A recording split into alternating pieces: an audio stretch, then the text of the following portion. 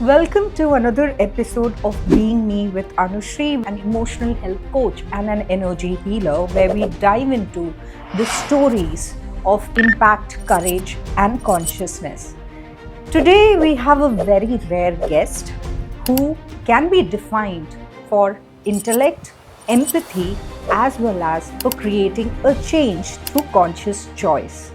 An engineer by training, a management graduate by choice, and a public servant by purpose, KS Sabarinathan represents the new wave of Indian politics, from boardrooms of the Tata Group to the grassroots through the Tata Trust and finally to the Kerala Legislative Assembly. His journey reflects a deep commitment to service and progressive change. At just 34, he is one of India's youngest lawmakers who dared to leave a promising corporate path to bring real change where it matters the most among the people. Let's uncover what makes him truly unique and why purpose-led politics might just be the future we need. So thank you and welcome to the episode of Being Me with Anushree. So thank you so much. So we heard a lot about you, a person who worked in Tata's, and then you made a choice to step into politics to create a change. And we all know that you are an aspiring leader. My first question to you is, who's the real Shabri? First of all, thanks, Anu, for inviting me here. I've seen a couple of your shows. It's good to be in a forum like this where uh, you get to talk to people who do different things, and then you try to gauge what people like us are up to. So it's good to be here. Thanks for calling me. The first question is a very interesting question, which even I've been trying to answer. Who is the real Shabri? Because fortunately, I've been able to dabble many roles in the last 40 years of my life. So as you said in your intro, I did my engineering, then I went did my MBA. Engineering was not purely out of choice. Even MBA was not out of choice. Then I joined Tata Sons, and then I did a corporate job there. And towards the midway of my career in Tata Sons, I moved to the Tata Trust in the development sector, which was definitely, I think, the first time that I did something out of choice. Then I had to come back home for politics. I'm into politics now. But one thing I can clearly say is that the real Shabri for me is somebody who's actually a summary of different snippets that you see me in different forums. But Okay. one thing I can assure is that the person whom you see on TV or the person who you see on the field is not exactly the real Shabri, because in politics Okay. there are a lot of facets, a lot of things about me, I think, which might not be atypical to a political or a politician now. Yeah. So I always say, my mother always says, there's an old movie, Kamal Hassan movie called Tevar Magan, Yes. in which Shivaji Ganeshan's son Yes, is yes. It was Kamal Hassan, remade in Hindi as well. Yes. Virasat. Yes, So there is Virasat. a initial Kamal Hassan or an Anil Kapoor who's there in the city. Then he comes back Yeah. to the village. Yeah. So I'm placed somewhere between Between that. both Kamal Hassans is what I would say, or both Anil Kapoor. So, Yeah. my question to you here is that how did you manage that transition? Like from corporate, where you have targets and where you have, the roles that you have to play, where you work, and also in politics, right? Where you have to be a people's person, where you have to listen, and there are no such targets as such that we engage in corporates, because also politics is more about purpose. Yes, of course, in corporates also we do things out of purpose, but as we say in emotional health, that purpose begins when comfort ends, right? So how did you manage that transition? How did you convince yourself? So was getting into politics by choice, a conscious choice, or it was just following a legacy? So first of all, yeah, I am from a political family. My father was a speaker, is a long, well-known politician. He was an MLA, minister for a long time, and I always had a political mind, like be it in college or in engineering. I was part of the uh, college politics. In MBA, I was part of the students' union. I always wanted to finally enter politics, Okay. but my plan was to uh, enter politics in the. I wanted to be a backroom boy, maybe go to a, like after my Tata Trust stint, my plan was to go study public policy abroad, maybe Okay. a Harvard or equivalent college, then come back and do backroom politics was always on my mind. The main reason I had to come back is that my father passed away, and so I was asked to come back. But in my blood, in my continuous journey, I've always had this social inclination in my mind, and this is where a group like the Tatas have helped me a Yes. lot. I was very fortunate to work in Tatas in the head office in Bombay House. In the last, I first worked in Bombay House. I was looking after the TAS program. I was working in group HR. I worked in a couple of group companies.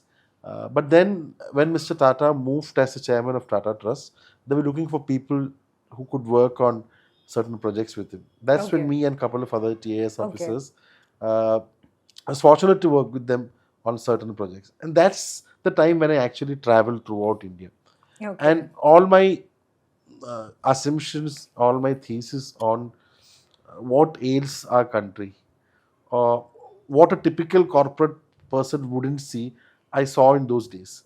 So it Okay. was pretty much in sync with the political ideologies or the political system that I had in my mind. Okay. So the last 4 years, I've from 2012 to 2015, 2011 to 2015, I've traveled through the most unheard of places, like in the deep forests of Melghat or Northeast, working on cancer, on nutrition, on health. Okay. Wow. So that's when I realized that whatever we talk about India, like today we talk about the top 1% owns 40% of the wealth, or the last 50% owns just 3% of the wealth. So that disparity I was able to see. Okay. And that social change has to happen from a political process only, is what I realized that time. So when I got a chance to come back to politics, the reason why I took it up as the first offer is that, working in the social sector for the last 4 years, I realized that uh, there is only this much an NGO or a corporate can do. Actual politics, the actual change can happen with policies, which in our democratic system only the political system can bring in. Okay. So the reason why when a question was given to me whether I would like to come back and contest, the main reason I came, apart from the fact that my father has been representing for a long period of time, was that change can only be done in a big way by a politician, because we make policies. So that's Okay. what brought me back here. Yeah, so in a way, you mean to say that that burning desire of creating a change, of the contribution that you can be in bringing the change, that is your why of how, and like, is that your why that you came to politics? Like, Yeah. how we say that, If you ask me why did I come to politics, definitely, yeah, change can maximum change can be brought by the political system only. okay, Which you is do not, believe in that. but which is happening in parts, but for the general public or a person who's on the other side, which demonizes politics and politicians, I think you will have to give them more leeway to people like us, is what I think. All right. So, in this process, in this entire process of transitioning from a corporate job, taking up the role of a political leader and being there for the people, have you felt vulnerable? And, how do I say it, like burnt out in that journey? And how did you cope up with that? Um, to be very honest, vulnerable, yes. You feel let down at a point, many point in times, because as you know, the corporate system, you have targets, you have ratings, you have rankings, Timelines, yeah. timelines. So you know what you have to do, and you know the positives and negatives. You get to feel the results, right?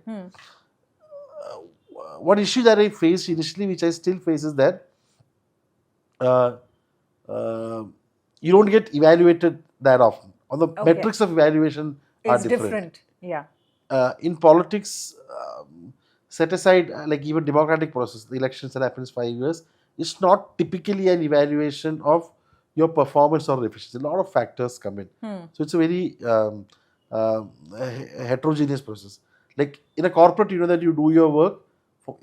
There might be politics together, but still you get a rating of 3 out of 5 or 4 out of 5. Yeah. 5 on 5 depends on a bit of politics too, to be Yes. honest. Absolutely. But in politics, like in my third election when I lost by a small margin, I had worked more hard than my first two 10 years. I had slogged. It was COVID time. Did a lot of things.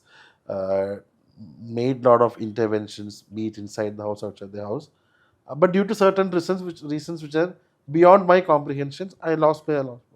So that's when I actually it hit me. Okay. That reality hit me that it might not always be your targets or your results that are being measured. So that is Okay. one big realization which came to me after a long time in politics, maybe after Okay. 6 years in politics. Okay. Most people who get immersed initially into politics aren't that vulnerable because they know that "Acha, this is part of politics. I got I got into politics due to political reasons. I was working hard for 6 years, and one day, Thakmani know that you lost due to XYZ reasons, which are not in your hands and which aren't fair, if you ask me. Okay.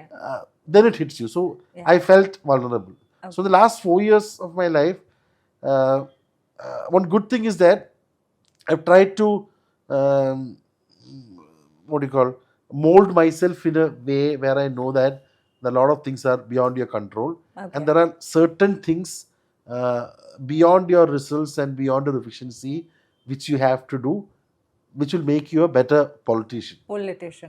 So as we talk about, like, the concept of allowance and acceptance. Allowance is like, okay, you shape up yourself according to the situation around you, where you are not at the effect of those things, and you are able to reshape yourself. Acceptance is like, okay, you just accept, like how we say that, oh, it's written, I can't do anything. So you mean to say that you were more into of an allowance, like how you said that you reshaped yourself, and you were able to come out of that failure. So how did you handle that failure? Like, what was that inner conversation with your own self, and how did you tackle it? So these are very deep questions which I never asked myself, but yeah, in certain parts of my life after my loss. So if you ask me, hand on heart, I would prefer the old me. Okay. But today I know that I'm more politically smart, so that works well in my occasion. But Okay. uh, so uh, one thing about politics is that uh, in a way it can be very cruel too. Okay. So sometimes you feel that, acha, you're alone, you don't have your people around you. That's when you start actually thinking. So have you been in that space of Everyone, like every politician. cruelty? Or I rather, won't call it cruelty. Cruelty like is a tougher a word. tougher word, like hitting a low bottom or Fair enough. Yeah, rock bottom? a lot of where you feel you're at an rock bottom. You don't have anyone. You need to come out on your own. So politics can sometimes be like that, especially in today's world. The way politics has also changed over the last 10, 15 years. Um, where sometimes you might feel that there is a lack of respect for the intellect, Okay. which I think is a problem with me. Okay. Because that different politicians can come from different streams. Different, yeah. So sometimes people who have not come from a typical political background, like from a youth Yeah. party, then grown up the ladder, mine was a separate story, and Okay. which I didn't chart to. So sometimes there is a what do you call that? There's an aversion to people who are educated. Yes. Like in Yes. Malayalam, people have a jada, which we are not like that. We are like more human or like more grounded. More But grounded. that feeling is not with the people, but when people interact, they know that they're not like that. Yeah. But somewhere in the system, You mean people perceive you as per what they think you are, rather than who you really are. so The projections.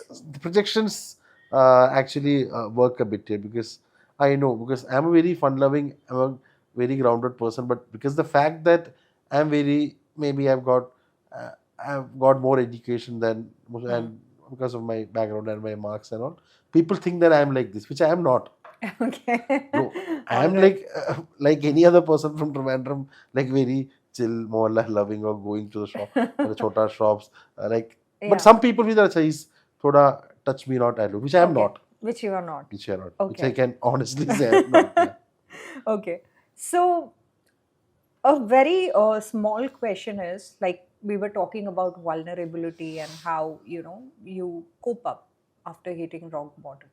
Do you think so that vulnerability has a place in your genre of work, like in politics? Definitely. Should leaders, not only in politics, but in life and corporates and being an entrepreneur, anywhere in any area of life, do you think so that vulnerability has a place and it can add on? Because, like how we say that being vulnerable is a superpower, but you need to know whom to be vulnerable with. So, what do you think about that? It's a very good question. I think being vulnerable, uh, if you ask me, is like being emotionally connected to yourself To yourself, yeah. and don't Being yourself. and not having a facade. Correct. Correct. So in politics or in corporate or even in our families, men shouldn't be vulnerable or men shouldn't cry. Yeah. Me. But Yeah. so that has changed Okay. for the good. So I strongly believe that if we should be honest enough to be vulnerable. Like men should cry, people should cry. There have been times when all of us have cried. There's no need to Stop yourself. stop yourself from doing that. And these kind of discussions are happening in our society too. So today, even if you see just examples like stars, there was this French Open event in which uh, Nadal cried, then Djokovic cried, then Federer cried. So the ideal man for today, somebody like Federer.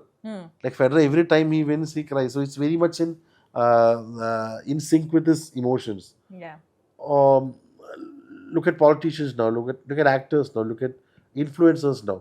So people like that raw uh, uh, uh, people without any facade is what I think. Like so that has changed, and that has to be like that. We have to be more honest to our selves. So just like you can cry, you should be able to get angry also. Is what I think. So Yes. it's a good thing. I think the fact that the world is uh, Choosing to be choosing to be, themselves. and the whole classification of male versus female, Breaking. Yeah. The stereotypes, left basically. versus, I mean, your left brain, right brain, all those Yeah. classifications, and that are changing. That has to change. Like if Okay. you look at most successful politicians uh, in our times, or maybe after 90s, are people who exhibit traits like this, like good somebody like an Obama, Justin Trudeau for that time, or when just nothing. You look at the new New York Democrat Yeah. Amdani, so it's all over Yeah. internet, right? Yeah. So people like that. Look at movies. The movies have changed.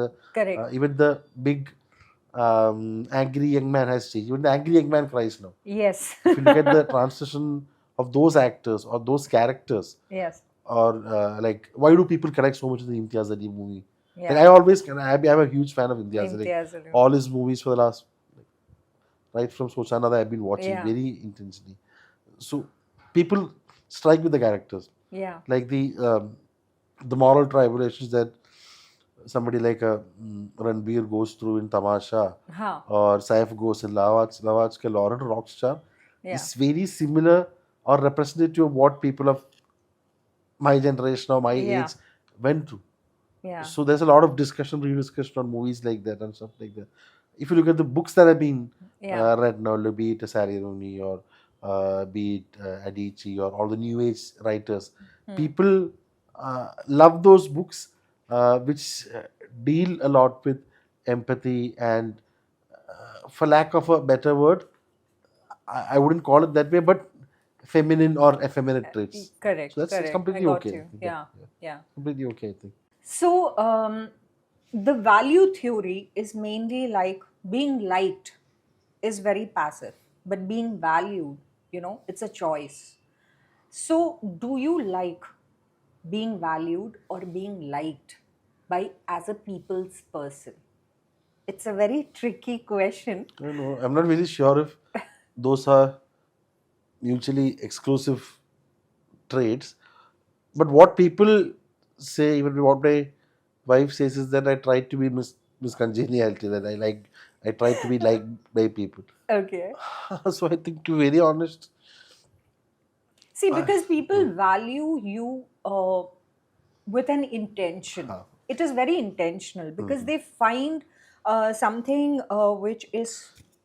which a quality that matches their own vibration, right? And liking is like, okay, just because you're a political figure or a public figure, or the way you talk or the way you carry yourself, it's just a liking. But yeah, so what is more important for you, being liked as a leader or being valued as a leader?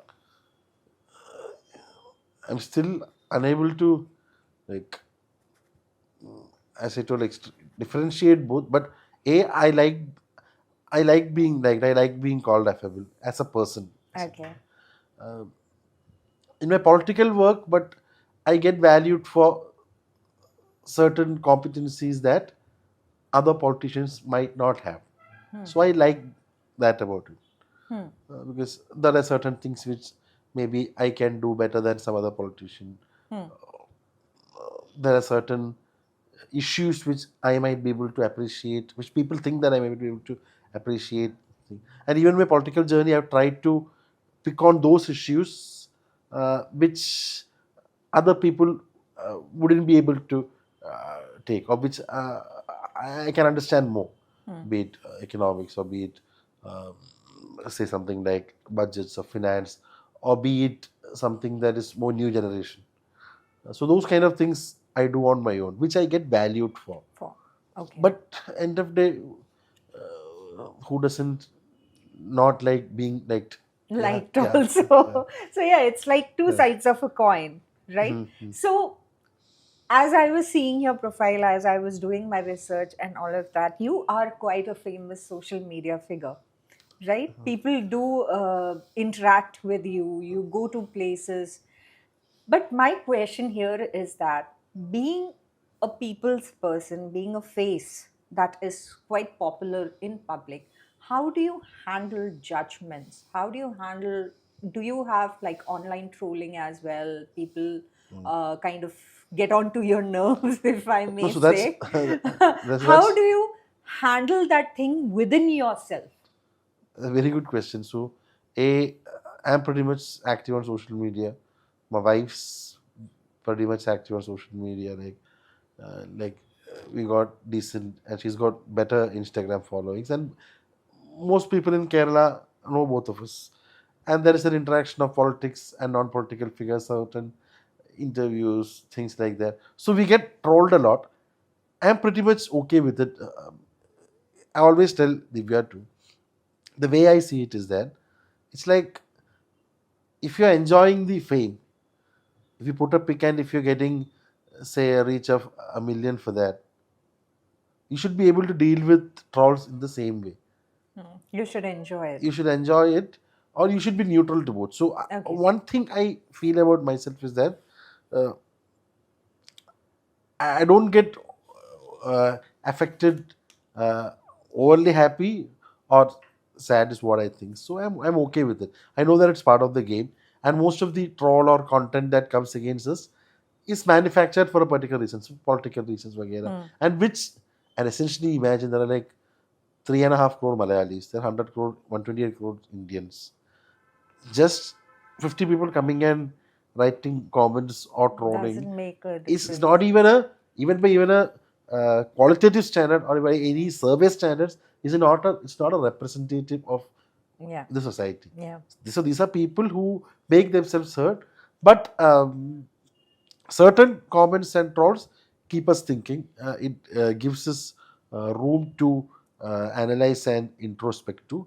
But if you ask me, at the end of it, I'm okay with it, be it the trolls or be it the admiration. I don't get overtly happy or just jump in joy when somebody When somebody, a lot of likes pour likes. So in. I'm okay with that. It's not- So I have another question related to the same thing about, like it's all about being liked, being valued. What is your take on relationships for that? Be it with your colleagues or be it in your life, the different kinds of friends, even people who take you as a competition or compare themselves with you. What is your take on that? I think I should. I'm very democratic, be it in terms of relationship. I always believe in this funda of having a framework, Okay. like be it your family, be it kids, or be it politics. There is a framework that is defined in, which might be a function of your education, your upbringing, your values, Value system, no, foundation, basically. foundation. So you operate in that framework. Hmm. Don't nitpick. So, uh, be it Divya and me, we don't like poke every day and find out what you're doing, who's doing what. We don't do that. So, in that framework, be it with my friends or with political friends, usme, if you are happy, it's okay. So, relations, I think you cannot impose yourselves on anyone, be it your family, be it your colleagues, or be it your workers. So, every person is individualistic and individual. Even the whole thing, when you say that politicians have a huge control over the masses, even that those times have changed. It's not like the times of Gandhi or Nehru or like the 70s where there's a mass sway. People are more Aware. aware, are more educated. Still, we have. That's why I told you don't have any more big mass leaders like you had in the 30s, 40s, 60s. You don't have mass heroes. Everything is a representation of our society. Just you have Big Bang movies, you have the Tamil equivalent, Hindu, Telugu equivalent movies. Yeah. Yeah. That's one off, but most of the movies, good books, good politicians, uh, maybe barring two or three, you don't have mass leaders too. Yeah.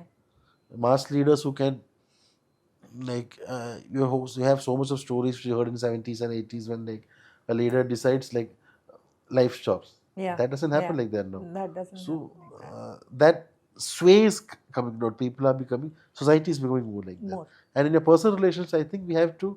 I'm very democratic.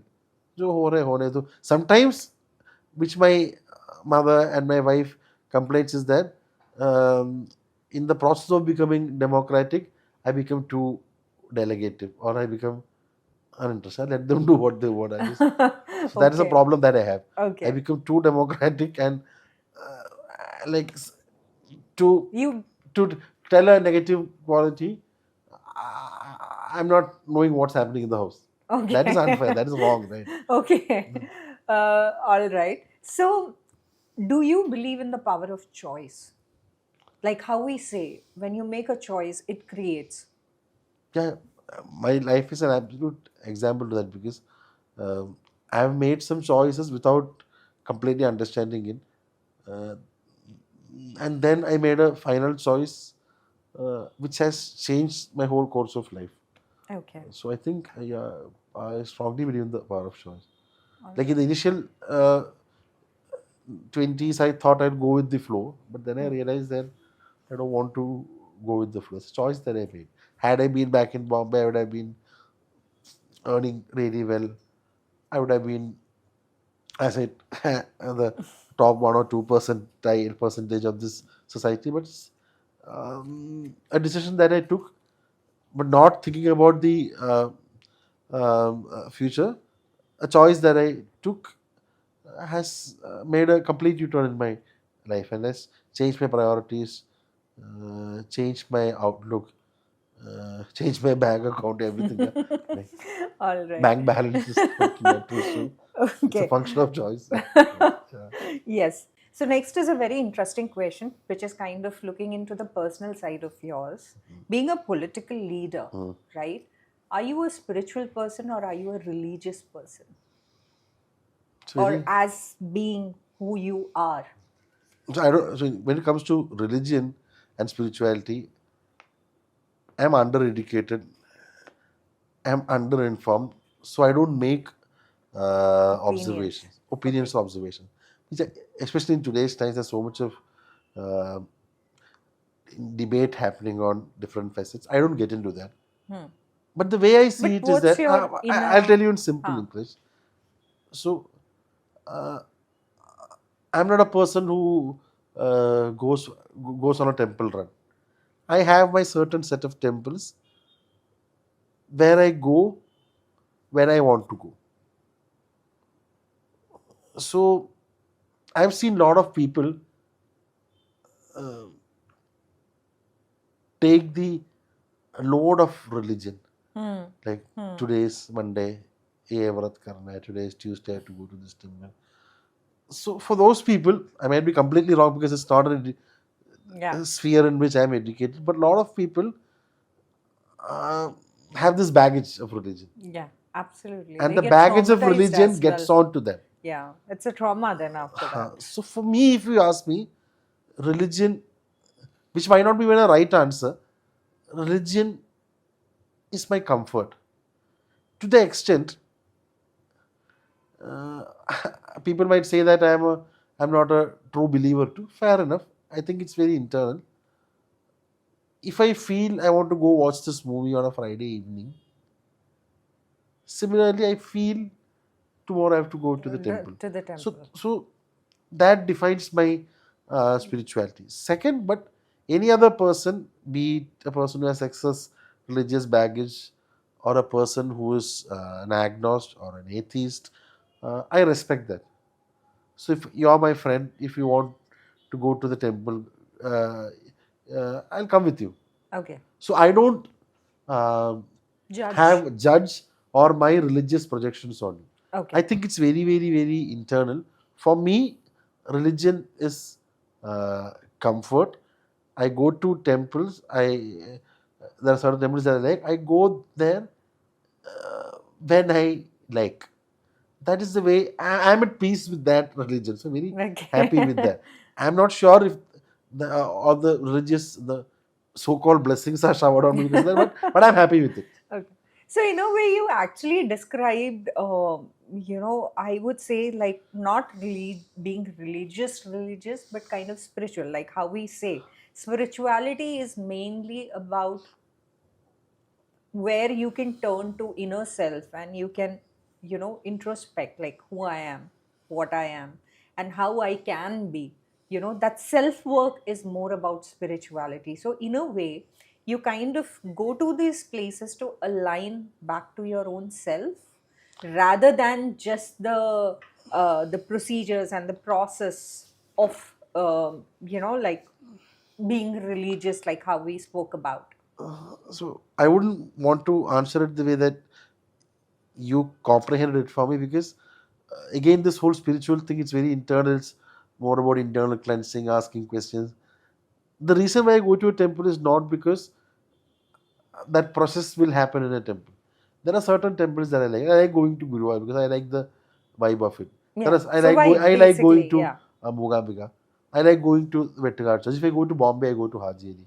Or if I go to Delhi, uh, since I stay in Kerala house, I make it a point to go to the Hanuman temple, Hanuman Mandir, yeah. or I go to Bangla Sahib.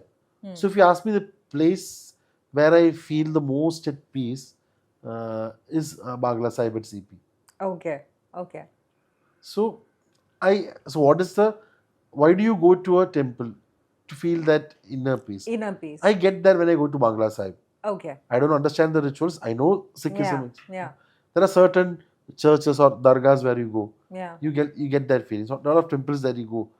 I like these old Malabar temples. These are not glossy like the ones that you see in South Kerala. Old Malabar temples. Lovely places. Okay. So maybe that whole spirituality process that you define might be working at that time. Yeah. So my question was mainly that visiting such places helps you to realign your own self. Yeah, I feel at peace, so I feel comfortable. Yeah, I feel very comfortable and recharged. And to just maybe conclude this, I'm at ease with my religion. I'm Okay. at ease with all religions. Okay. It's comfort for me. Okay. And this is one thing I would want to tell people as well. You find that so the different people will have different degrees of ease. It's just like, is it 24 or is it 21, 22 or 16? So I'm pretty much at ease with my religion. I'm not sure if it's working, but I'm at ease. I'm happy. Yeah. Yeah. All right. So my last question to you is, what is being me for you? Being me, so I want to do many things at a time. So this it is a small problem that I have. I want to live many lives in this life. And I've been fortunate enough because I've done BTech, then I've done my MBA, I've been to Delhi, Bombay, I worked in Bombay, then I traveled the world, then I traveled to places where in my social sector life where nobody else would be going. I had the fortune of working with somebody like Mr. Tata. Uh, then I've worked in politics. I'm doing my law now.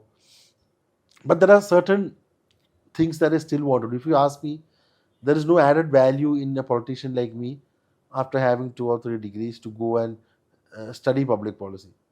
But somewhere in my mind, I have this nagging thought of going to Harvard, Kennedy, and doing my public policy, which won't help me now because I'm Okay. pretty much a ground body. But so a lot of things are there in my mind. So if you, to answer your question, it's not a constant. Okay. I think I'll evolve maybe after 10 more years in politics. I might just stop everything, right, go for a higher degree. Okay. So,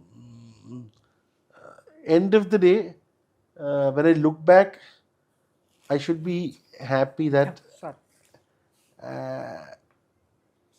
I've done many things in a single life. Okay. That is one thing. Many feathers is what I would like to Okay. have. So- So I'm not a. I always say I'm not a specialist. I always tell like I read everything that I want to read. Okay. Random stuff. I watch random like I watch from a Emily in Paris to a serious Netflix docu. Yeah. So I don't segregate or I don't differentiate. So I want to be a generalist. Okay. I want to know about everything and do everything rather than being a specialist. Being a So it helps because you can talk to Anu for on anything under the world, which helps, I think. Yes, being a politician. absolutely. Yeah. So, how does all of this help you to maintain the essence of who you are? So, since this series is about being your own self, so if I quickly ask you, like on your fingertips, what are the 5 things that you love that helps you to be your own self? That might be just going and having a tea or something else, going to the beach, or anything that helps you, that me time that you have where you use or do those 5 things that just helps you to be yourself. One thing is definitely um, do random things, like at least read or watch something that's not in your typical frame of things. Read about something or watch something. So try to learn something new. That is one thing that I do. Like if Okay. you're watching a series, it might be totally disconnected to what I am doing or what my field of work or what my interest is. But I do that. So that getting to know many things is one thing that defines me and which helps me. Uh, because that's how you update yourself. The problem that I find with a lot of people is that politicians too is that they're very uh, very obstinate. They're very stuck on to what they have. But when you learn new things, when you understand more things, you It become opens up more. It opens up. You become your more liberal, is what I mind. think. Yeah. So definitely be open to things. Is second is that I like my me time. So one thing which has kept me charged is that um, once in 3 months I take off. Like Okay. it might be a day or 2 days or 3 days. Okay. So it is my biggest recharge that I find. Recharge point. Okay. So even when I was working, I used to do that. So maybe a couple of days, do nothing. I mean that helps. Yes. So have your me Just time. sleep and relax. Just sleep and relax or do something or read. Third thing, I'm a people's person, so people call me for everything, get their things, be medical stuff. So I like getting Helping I like helping. That's a daily chore that you have, but I try to walk the extra mile to get that thing done. Fourth thing, which I think I wish to listen to more people, understand where they're coming from. Maybe the reason why I said yes to you also is that I want to understand where you come from. So when we met also, a person who is from this background, what is that she has in her mind. So I wish to do that more often. And one thing I wish I could do is, uh, I wish I had a better um, schedule. Like as you said, wake up in the morning, do yoga, go for a walk. So I wake up in the morning, I read my newspaper, but I spend a lot of time Around. otherwise. Okay. I wish I could channelize that morning energy better. Better. If you ask me, um, I wake up in the morning. We had a by-election happening, so every day we used to go at Nelabur. We used to go in the morning, 6 o'clock, 8 o'clock. We used to go to houses, and still we'll come back after break. It's only 8:30, and we are feeling so positive. Positive. The problem is at home. I wake up, read my newspapers. So That that's your comfort zone. that's my Your comfort zone. Then I watch random reels, Uh-huh. watch the news, but I feel incomplete. I Okay. think if I can spend that morning time, be it yoga, meditation, or walking and meeting people, I think that is one thing I have to do better. There's more I can do in the morning half of my life is what I think. Okay. So my question is, what is that one advice that you would give to your younger self before entering into politics from a corporate boardroom? Experiment more. You only have one life. Okay. Well, I think the 20s uh, is the best time that you have in your life. Like, don't waste a single second in your 20s. You can afford to waste time in 30s and 40s and after that. But in 20s, when you have that energy, you have that raw energy to do anything. Like you meet, this is so many days now. I feel so bad. Like I had options to travel outside. Like even in MBA, you had an option to go study for 6 months to Europe. A lot of my friends went. I didn't go. This is the stupidest decision that I had made because backpacking in your 20s, Is on when the government pays you money, you run for 6 months and stay in cheap hotels, meet people, go to dingy pubs. It's like the best thing that you can do. I think 20s, that energy and the experiences that you get in your 20s mold your 30s and 40s. If you're a boring person in your 20s, your 30s and 40s will be like that. If you are dynamic and vibrant, and if you have soaked everything in with experiences, relationships, knowledge, travel, education, if you've done that in the 20s, your 30s and 40s, you look at any person, like everybody who's had a blasting 20s would have a nice 40s and 50s. 50s. But the vice versa, I'm not very sure. So, Okay. younger self, uh, experiment more and don't waste a second. Yeah. Yeah. All right. So, have you had any regrets in life and how did you handle it? Or how do you handle it now?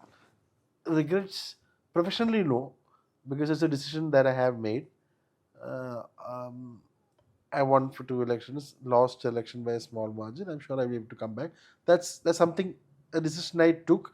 Uh, if you ask me now, fully knowing uh, Process. the process and the prospects. So professionally, I don't have a regrets now because I still know it's a. I always believe in life. I always say this: life is like a test match. The problem with our gen is that we think it's an IPL or T20. So it's a test match. Like what Yeah. happens at the end of 50 or 60 years is the sum Yeah. total of who you are as a person. Yeah. So professionally, no, I hope that I have the energy and power and drive to do many good things. So professionally, I don't have any regrets because it's a long game. Personally, a bit, I could have done some things, uh, or maybe mended certain relationships in a not ended mended certain relationships in a better way. So, like sometimes when I look back with all this gained wisdom, I feel bad. Oh shit, I shouldn't have been such a jerk. So yeah, so though that small regret I have. Okay. Yeah. So It's part to of life, I think. yes, absolutely. I feel regrets are the place where you learn and Oh. evolve as well, because from that, like how we say, a rejection is always a redirection.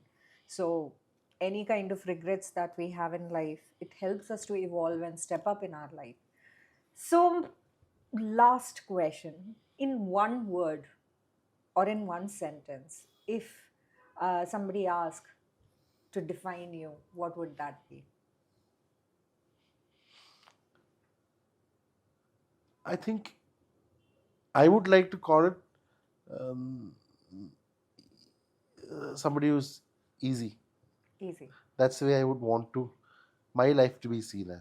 Matlab he's good, he's intelligent, he's done this, he's done that, but he's easy. I think that would I would something that I would Want to want be to known as. known as on my epitaph. He was easy. So it's good. So good. You didn't make the lives of people miserable. You're easy. So it's good. Easy. You've done something, but you're easy. You're a nice guy. Good. Yeah. Cool. Thank you. Okay. Thank you Thank you. so much. Thanks. And I never So, thought about so many things. Like this last 40 minutes have made me think and introspect much more than what I've done in the last so many years. Thank you. It's been a pleasure. thank you. Thank you so much. So, that's the concluding part of our podcast. So, that's the journey of how we see from corporate boardrooms to village blocks, creating by choice the journey of Mr. Shabrinath. So, till our next episode, we would try to bring in a new guest where we would explore their emotional journey so that you can have a good learning from that too. Thank you so much.